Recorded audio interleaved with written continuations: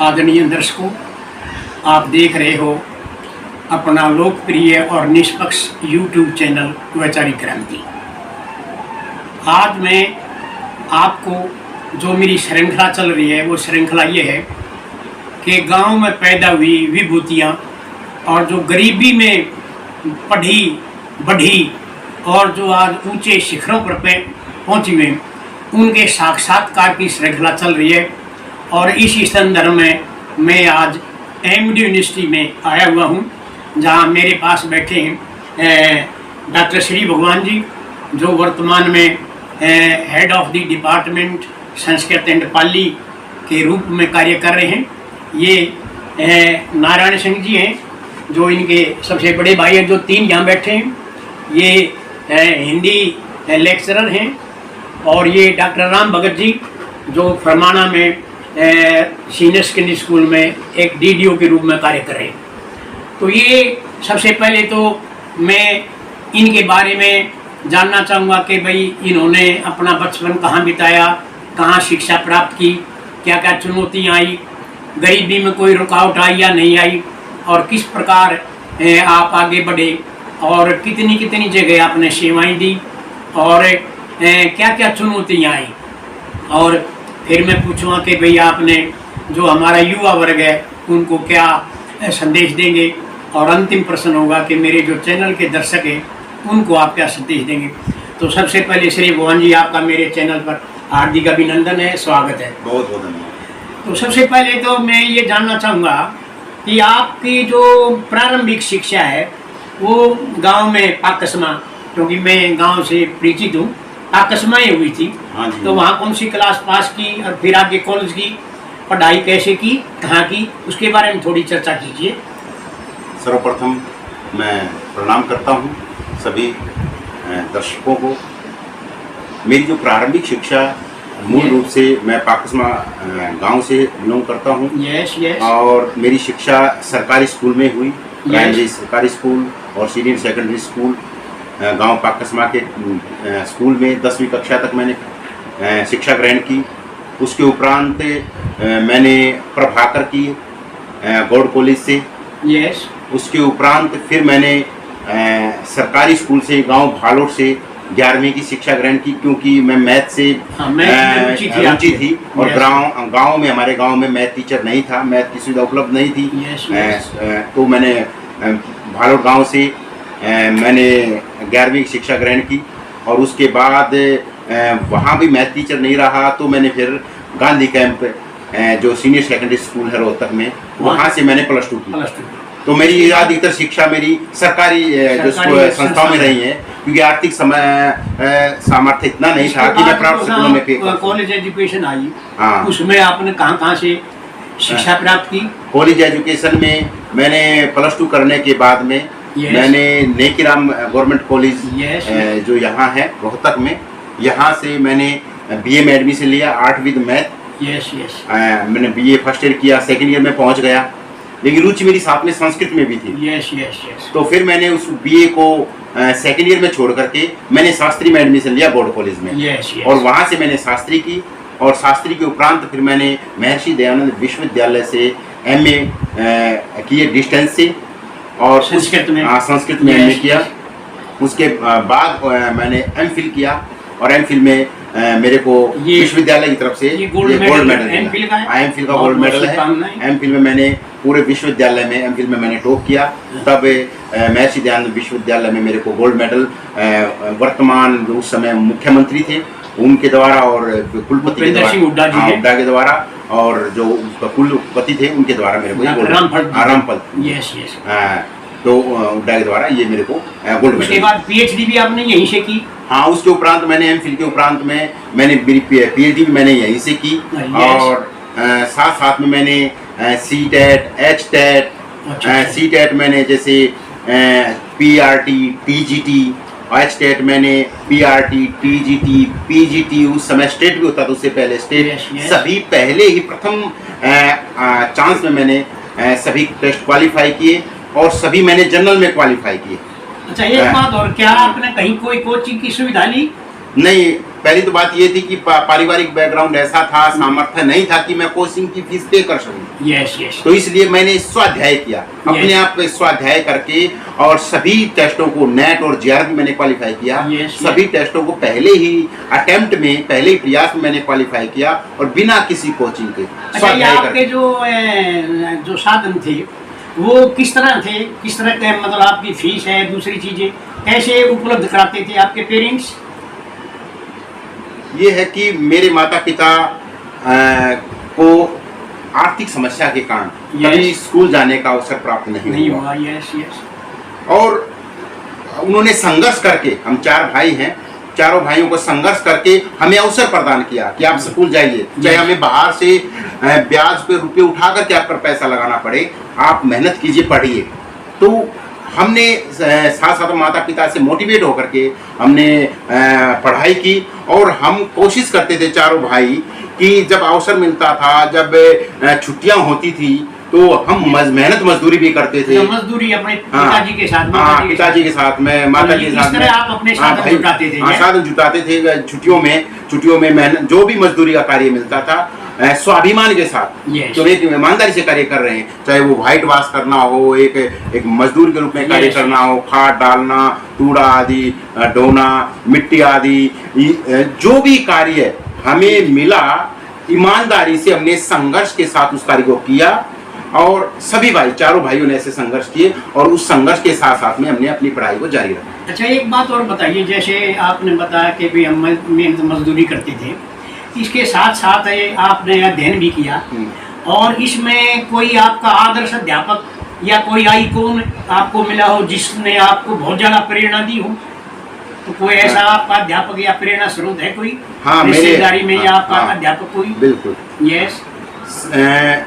अगर मैं family member की बात करूं तो सबसे पहले माता पिता मेरे लिए आदर्श रहे। Yes yes. भाई आदर्श रहे, उन्होंने समय समय पर मेरे को मार्गदर्शन दिया। यस।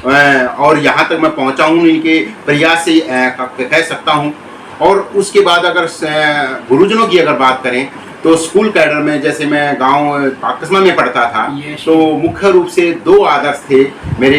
एक उस समय जो प्राचार्य होती थी डॉक्टर रमाकांता, हाँ, तो उन्होंने बहुत ज़्यादा एक गरीब जो विद्यार्थी थे, जो इंटेलिजेंट विद्यार्थी थे, वो 2 कदम आगे बढ़ करके उनकी सहायता करती थी। और एक और आदर्श थे, आप भी उसी स्कूल में पढ़ाते थे एज ए लेक्चरर, तो आप भी मेरे आदर्श रहे हैं। तो उस समय आप हमें मोटिवेट करते थे, और एक आदर्श के रूप में हमने आपको स्वीकार किया। उस समय भी आप साइकिल से स्कूल में आते थे। और जो गरीब विद्यार्थी थे उनको मोटिवेट भी करते थे, उनको सहायता भी करते थे। तो स्कूल कैडर में मेरे आदर्श है। सर्विस कहाँ की, कैसे की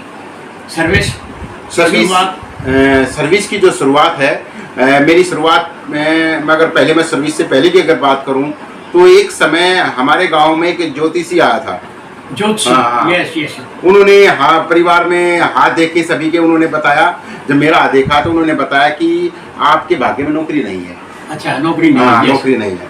तो मैंने उसको चैलेंज को स्वीकार किया। क्योंकि मेरा मानना ये है कि कौन कहता है कि हाथों की लकीरों में किस्मत होती है? कौन कहता है कि हाथों की लकीरों में किस्मत होती है? किस्मत तो उनकी भी होती है जिनके हाथ नहीं होते। Yes yes. तो मैंने कर्म को ही पूजा माना। Yes yes. कि मैंने माना कि अगर मेहनत से कर्म किया जाए तो ईश्वर हमें उसका प्रतिफल जरूर देगा। Yes yes. और मैंने मेहनत की, और मैंने एक नौकरी में यहाँ लगने से पहले, एज असिस्टेंट प्रोफेसर लगने से पहले मैंने एक और फार्म भरा था, और उसमें एज मेरी कलर की भी नौकरी लगी। उसमें मेरा नेट जेआरएफ क्लियर हो चुका था। लेकिन मैंने वो भी ज्वाइन की कि कम से कम ये प्रूव करने के लिए कि कौन कहता है कि नौकरी नहीं प्राप्त कर सकता मैं सरकार, वो प्राप्त की। और उसके बाद में मेरे को एज असिस्टेंट प्रोफेसर किस साल में लगे थे आप यहाँ असिस्टेंट प्रोफेसर? मैं 2012 में 25 जून 2012 को। तो कितने दिन तक रहे आप असिस्टेंट प्रोफेसर? अभी मेरे को 12 साल हो चुके हैं। 12 साल। अभी आपको नया दायित्व राजवीर सिंह जी ने दिया है? हाँ, मेरे पास अभी HOD का है। हाँ, विश्वविद्यालय के कुलपति ने मेरे को नया दायित्व दिया है, विभागाध्यक्ष का। अभी पिछले मंथ मेरे को मिला है 22 जुलाई को, और 1 महीना हो गया मेरे को कार्यकाल का इसका। और इसके साथ साथ में मेरे को और भी विश्वविद्यालय ने समय समय पर अलग अलग दायित्व दिए हैं। कई प्रकार की गतिविधियों में लिप्त रहे आप? लिप्त रहे हैं। जैसे वर्तमान में मैं एज ए डिप्टी डायरेक्टर हूँ एलुमनाई रिलेशन में। अच्छा, वेरी गुड। और साथ में मैं प्रोग्राम कोऑर्डिनेटर हूँ डिस्टेंस का संस्कृत विभाग में। और उसके अतिरिक्त मैंने और कई सेवाएं की है। मैं हॉस्टल वार्डन भी रहा हूँ, एनएसएस प्रोग्राम ऑफिसर रहा हूँ 5 साल तक। ऐसे विभिन्न मैं एसोसिएशन में भी रहा हूँ एज ए ट्रेजरर। और वर्तमान में भी मैं एज फैक्टो जो हरियाणा लेवल की कॉलेज और यूनिवर्सिटी की एसोसिएशन है उसमें भी एज ए मैं मेंबर हूँ मैं। तो सोशल एक्टिविटीज में हमेशा मैं इन्वॉल्व रहता हूँ। इस तरह से जो भी मेरे सोशल एक्टिविटीज है इसमें आपको ज्यादा आनंद आता है या एकेडमिक सफीर में काम करने में ज्यादा आनंद आता है? मेरे को आप क्या महसूस करते हो? मैं मानता हूँ कि दोनों एक सिक्के के 2 पहलू हैं। शिक्षा और सोशल एक्टिविटीज को आप अलग अलग नहीं कर सकते। क्योंकि शिक्षा वास्तव में है क्या? शिक्षा केवल डिग्री ग्रहण करना ही नहीं है। डिग्रियां तो शिक्षा कह सकते हैं कि एक फीस की रिसिप्ट मात्र की, हमने फीस पे की और हमें डिग्री साधन है नौकरी लेने के लिए। लेकिन शिक्षा क्या वास्तव में? शिक्षा वास्तव में जो व्यवहार में परिवर्तन होता है वो वास्तव में इल्म है, वो वास्तव में शिक्षा है। और व्यवहार में परिवर्तन तभी होगा जब हम समाज से जुड़े रहेंगे। जैसे मैं 5 साल तक एनएसएस में कार्य किया, समाज से जुड़ा रहा, समाज में क्या क्या समस्याएं हैं उनको मैंने फेस किया, हमारे विद्यार्थियों को दिखाई और उसमें हम सोशल एक्टिविटी करते हैं, समाज के लिए करते हैं। दायित्व तो आपको मिला, इसको आप कैसे ले रहे हो? कैसा महसूस कर रहे हो? मैं इसमें बड़ा गर्व महसूस कर रहा हूँ। और साथ साथ में मेरा मानना ये है कि न जाने कब जिंदगी की शाम आ जाए, न जाने कब जिंदगी की शाम आ जाए, न जाने कब मौत का पैगाम आ जाए। बिल्कुल। हम तो इस दिन का इंतजार करते हैं जब ये जिंदगी समाज और देश के काम आ जाए। तो समाज के लिए मैं हमेशा समर्पित रहता हूँ। अच्छा, आज का जो युवा वर्ग है आप देखते हो कि पथभ्रष्ट हो गया है, न पेरेंट्स की इज्जत करता है और शराब कबाब में है, कत्लेआम में बढ़ा हुआ है और अपराधों में लिप्त है। उनको युवा वर्ग को आप क्या संदेश देना चाहोगे अपनी मतलब बुद्धिमत्ता के से? जो युवा वर्ग भटका हुआ अपने रास्ते है उनको क्या संदेश देना चाहोगे, क्या मतलब सुझाव देना चाहोगे कि उन्हें क्या करना चाहिए? मेरा मानना ये है कि युवा वर्ग जब तक शिक्षा से नहीं जुड़ेगा और सही शिक्षा से नहीं जुड़ेगा, संस्कार केवल किताबी शिक्षा नहीं, सही शिक्षा से समाज से नहीं जुड़ेगा, जिसमें संस्कार, संस्कार जो मैंने जैसे भी बताई, जो शिक्षा क्या है, जो कि शिक्षा केवल वो नहीं कि जो डिग्रियां प्रदान करे, जो हमें अलग अलग उसमें बांटे, ऐसे नहीं। शिक्षा क्या, आज को इंसान बनाने की आवश्यकता है। किसी ने कहा है कि अब तो कोई ऐसा मजहब बनाया जाए, अब तो कोई ऐसा मजहब बनाया जाए जिसमें इंसान को इंसान बनाया जाए। ये महफिल सदा यूं ही रोशन रहे, चाहे दीपों में मेरा ही कौन क्यों न जलाया जाए। तो इंसान को इंसान बनाने की आवश्यकता है। अच्छा, एक मेरा YouTube चैनल है वैचारिक क्रांति, उनके दर्शकों को आप क्या संदेश देना चाहोगे? किस प्रकार के वो विचार सुने या देखें, उनको क्या संदेश आप देना चाहोगे? सबसे पहले तो मैं यही कहना चाहूँगा कि आज का युवा जो है वो जब तक किताबों से नहीं जुड़ेगा, आज के समय में युवा वर्ग मोबाइल में उलझा हुआ है। इसको देखो, जब तक किताब स्वाध्याय करना नहीं शुरू करेगा तब तक वो कामयाबी के शिखर पर नहीं पहुंच सकता। जैसे मैंने बहुत सारी किताबें लिखी हैं, पुस्तकें भी लिखी है मैंने। ये पुस्तकें हैं, लगभग 8 किताबें मैं डिस्टेंस की लिख चुका हूँ मैं। अच्छा, ये पुस्तकें हैं, ये पुस्तकें हैं, ये लिखित है और भी कई हैं, 8 ही। और ये अभी एक नई पुस्तक लिखी है इसी साल में, इसी पुस्तक का विमोचन हुआ है। राजवीर सिंह ने इसका, हमारे जो कुलपति है वाइस चांसलर, उसने इस पुस्तक का विमोचन किया है, जो भारतीय और पाश्चात्य दर्शन में ईश्वर का क्या स्वरूप है वास्तव में, उसको उद्घाटित करती है। तो एक लेखक जो पुस्तक लिखता है वो उसके पीछे 20-30 साल जुड़े होते हैं उसको। तो आज का युवा वर्ग अगर उस पुस्तक को 1 सप्ताह में पढ़ लेता है तो उस लेखक का जो संघर्ष है 20 साल का, वो 20 साल का संघर्ष 10 दिन में सीख सकता है। तो ऐसे अगर आप मल्टीपल जिंदगी जीना चाहते हैं, बहुत सारी जिंदगी जीना चाहते हैं, तो स्वाध्याय जरूरी है। अगर आप केवल एक जिंदगी जीना चाहते हैं तो आप अपने तक सीमित रहेंगे। अगर आप कई जिंदगियां जीना चाहते हैं तो पुस्तकें पढ़ना शुरू कर दीजिए। तो वो अपने जब पुस्तकें पढ़ेगा तो अपने आप बुराइयों से दूर होता चला जाएगा और उसका चहुमुखी विकास होगा। श्री भुवन जी, मैं आपका और आपके परिवार का ये बैठे हैं, ये भी इसमें मैं थोड़ा मोराइड करना चाहूँगा। और मैं आप परिवार का सारे और आपके पेरेंट्स का भी आपके सभी बच्चों का सुंदर और उज्जवल भविष्य की कामना करता हूँ। मैं कुछ और ऐड करना चाहता हूँ Yes. कि जो कोई भी व्यक्ति कभी भी जहाँ पहुँचता है उसके लिए वो अकेला ही वास्तव में समर्थ नहीं होता है, जिम्मेदार नहीं Yes, होता। yes. उसके पीछे सैकड़ों व्यक्तियों की दुआएं और परिश्रम होता है। परिश्रम है। तो मैं यहाँ तक पहुँचा हूँ तो मुख्य रूप से इसमें जो मेरे परिवार है, माता है, पिता है, बड़े भाई हैं, जो तीनों बड़े भाई हैं, उनका मार्गदर्शन मिला है। वो समय समय पर मार्गदर्शित करते रहे हैं। कहीं मैं पथ से भ्रष्ट हुआ हूँ, भटका हूँ, तो मेरे को मार्गदर्शित करते रहे हैं। तो उनके मार्गदर्शन का ही प्रतिफल है जो मैं यहाँ तक पहुँचा हूँ। गुरुजनों का आशीर्वाद है। और अगर एक गुरुजन की और बात करें तो जो स्कूल कैडर में मैंने बैठा, इसी तरह यूनिवर्सिटी कैडर में जो मेरे गुरुजन हैं बलबीर आचार्य जी हैं, Yes, yes. उनका मार्गदर्शन मेरे को वर्तमान में भी जब से यूनिवर्सिटी में आया तब से लेकर के आज तक उनका मार्गदर्शन मिलता रहता है। Yes. एज ए मेंटर के रूप में वो कार्य करते रहते हैं। तो इस तरह से गुरुजनों का और माता का, पिता का, भाइयों का, आप सभी गुरुजनों के आशीर्वाद का और वास्तव में उसका प्रतिफल है जो मैं यहाँ तक पहुँचा हूँ। जी मैं एक बात कह रहा हूँ ज्यादातर, ये बात ठीक है कि स्वार्थ बिना काम नहीं चलता, परंतु मैं ये बात भी कहता हूँ कि इस दुनिया में परोपकार बिना भी काम नहीं चलता। अगर परोपकारी आदमी ना हो तो हम जो है ना आगे नहीं बढ़ पाएंगे। स्वार्थ भी चाहिए लेकिन परोपकार भी हमें जरूर चाहिए। तो मैं आपके परिवार का जो शिक्षा में और समाज के समृद्धि में जो योगदान है उसकी सराहना करता हूँ और मैं आपके परिवार की सुंदर और उज्जवल भविष्य की कामना करता हूँ। और आपने समय दिया इसके लिए मैं आपका धन्यवाद करता हूँ। धन्यवाद, शुभकामनाएं। बहुत बहुत धन्यवाद। आपका भी बहुत धन्यवाद।